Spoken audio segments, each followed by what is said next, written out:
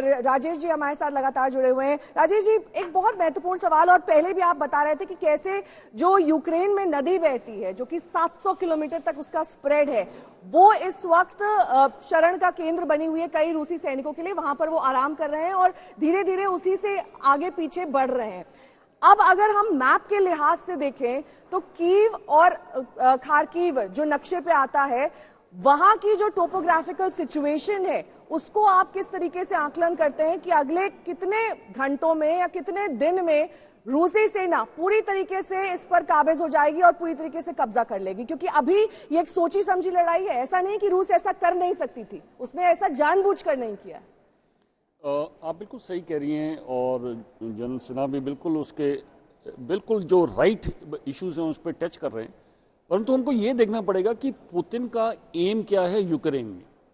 क्या president Putin का M ये है कि यूक्रेन को कैप्चर किया जाए, जितने एरियाज हैं क्रीमिया से लेके कीव और उसके बीच में जितने भी एरिया, क्या वो कैप्चर करे या उनको कन्वर्ट करे?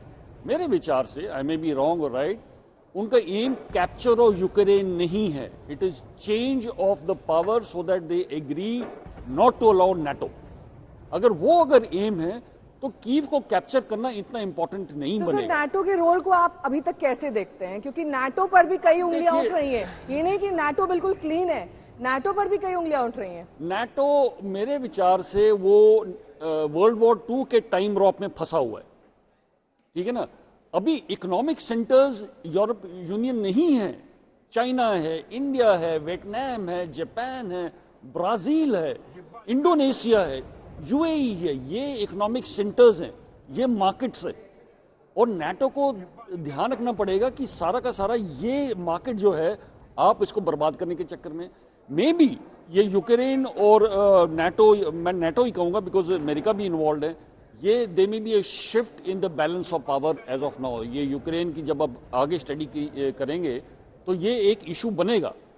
दूसरा, कीव 840 स्क्वायर किलोमीटर है, tactically, strategically, militarily impossible to capture each and every inch. क्यों मैं जाके हर स्ट्रीट में, हर मोहल्ले में जाके लड़ाई करूं? कोई जरूरत नहीं है।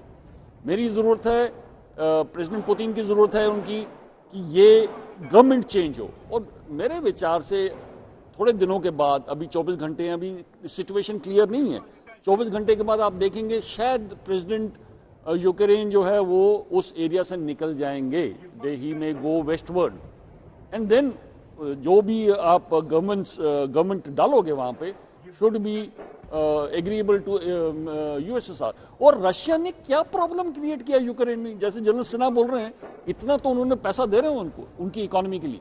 यूक्रेन की स्ट्रेंथ कितनी आर्मी की? 1.45 लाख।